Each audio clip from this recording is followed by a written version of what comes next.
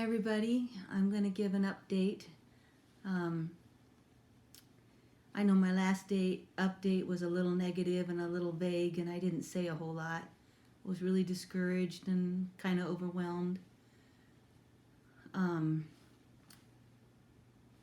First off, I wanted to show you, well, let me explain a few things first. When I came back from the fasting clinic,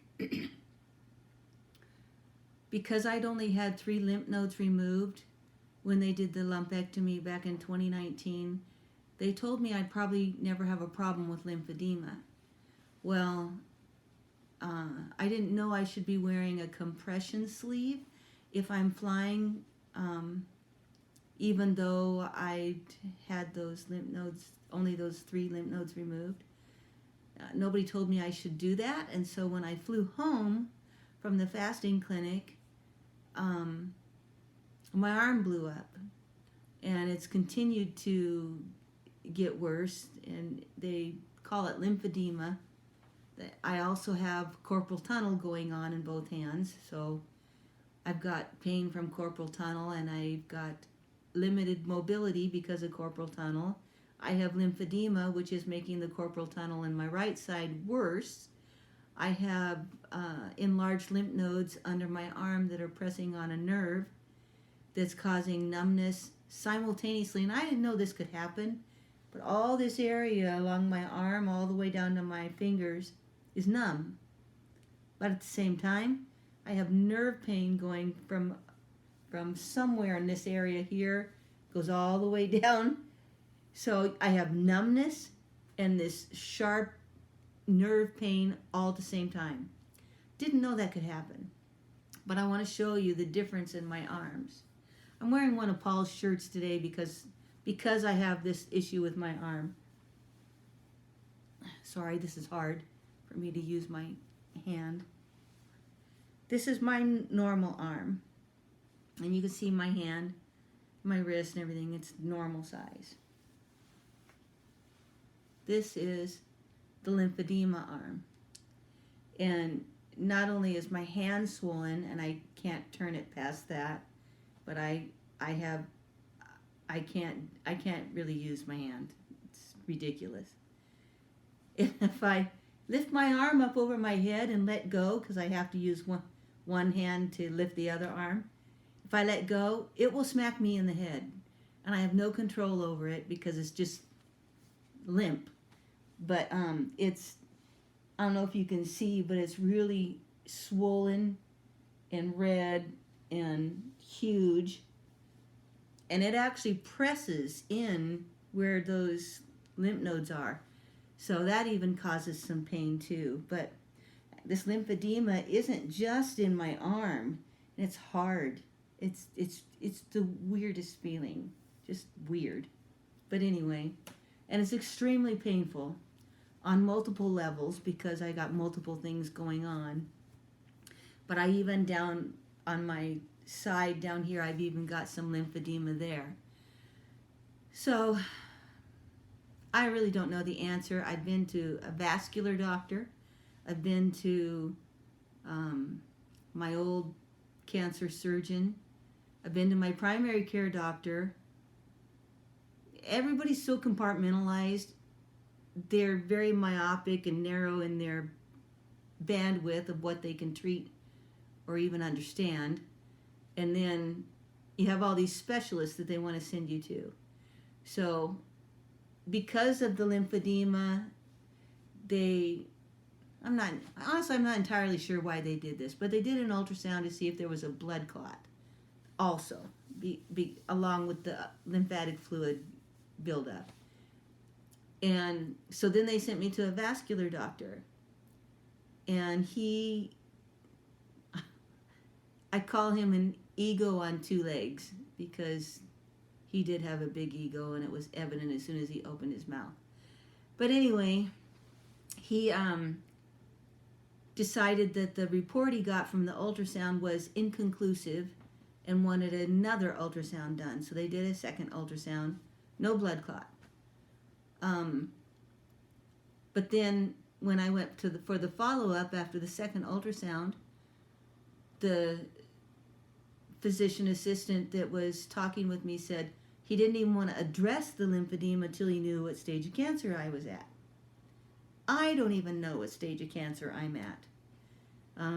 Earlier this year, the cancer doctor and the surgeon decided they didn't want to talk to me anymore because I kept refusing chemo and radiation. So the only way that I can find out what stage of cancer I'm at is to have imaging done. That has to be done by an oncologist or an oncologist surgeon. So I went back to my surgeon. She examined me and she said she didn't think that surgery would be beneficial because if they tried to remove the lymph nodes, and mind you, this is her opinion, she thinks that the cancer has spread all over, and she thinks the lymph nodes have encompassed the nerve, and so it would be a dangerous surgery to try to do. I personally think she's wrong. Mind you, I do not have PhD after my name, but just based on what I feel going on, and I know that's not always an accurate diagnosis. I'm Paul Hebron, and Paul Hebron Design. Technically, that's PhD. Go ahead. Very funny. What was I saying? You didn't have PhD after your name. Oh, yeah. So anyway, I don't think she's correct on that because I've had some ultrasounds done and they checked all kinds of stuff and didn't find cancer all over. So she says that the only way to alleviate some of this, and mind you, doctors keep saying lymphedema is not curable, but they also say cancer is not curable. So they say diabetes isn't curable, but we know it is. So anyway, she said chemo and radiation. They're still pushing chemo and radiation to shrink the tumors to relieve some of this. And I told her the only kind of chemo and radiation I would consider is what they call IPT, or insulin potentiated therapy. It's been used for over 70 years in Europe, and but they still call it experimental here in the U.S. And only naturopaths will administer it because the ones that are following the standard of care don't recognize it as a viable therapy. But what it is they take a small dose of chemo medication, and I don't know which one because there's many, about 10% the amount you would normally get. They mix it with glucose because cancer likes glucose and it feeds on it primarily. It's not the only thing, but primarily. Then they give you insulin to drop your blood sugar and your glucose level, which makes the cancer cells hungry. Then they administer the glucose with the chemo, and because it's only 10% of what you would normally get, it's not going to cause the widespread damage to other cells, to healthy cells. And the cancer tries to suck it up before anybody else can get it because they want the glucose. And then the chemo becomes extremely targeted to the cancer cells. And they have a bunch of other therapies they do. And when I say they, I'm talking about a very specific place that we've found here in the Phoenix area. So I would try that. Again, you know, that's something that we'll have to see how we can work it out. But so pretty much she decided, okay, let's do a PET scan and let's do a brain MRI to make sure it hasn't gone to my brain. She's assuming it's gone to my brain. She's assuming it's gone everywhere else. And I just don't believe that.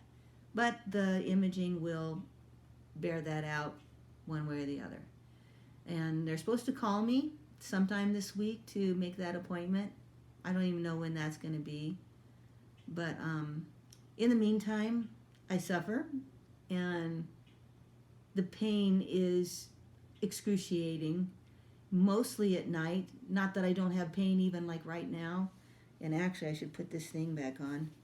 I've been wearing this sleeve that I wore when I had shoulder surgery because my arm is so heavy that it pulls on my shoulder and causes this whole area just to ache like crazy. And this kind of takes some of the weight off. But anyway, it kind of hides my arm too. So people look at it and think, oh, she must have just had surgery. So having a huge arm doesn't look so awkward. I feel like, who's that character on shows that's got the one really big arm? It's not Popeye. Anyway, there's a character out there. I feel like that sometimes.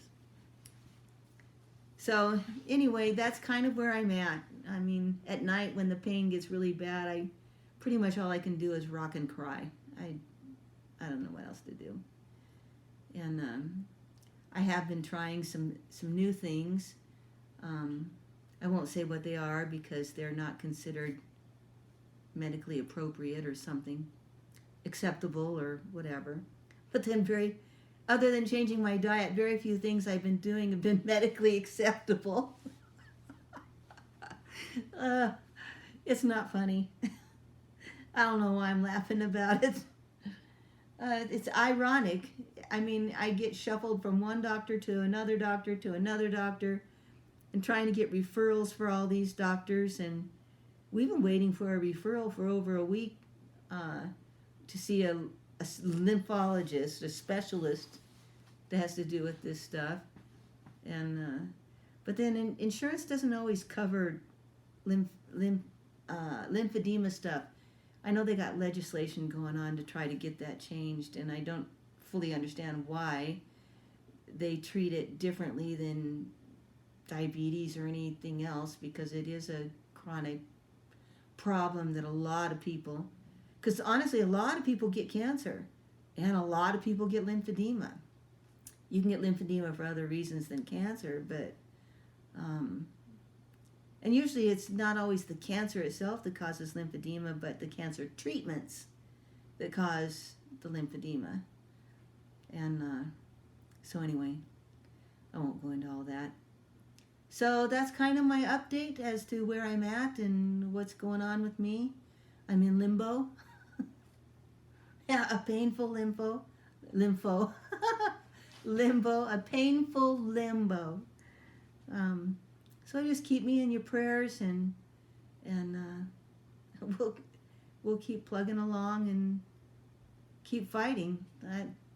What else can you do? Grin and bear it. Thanks.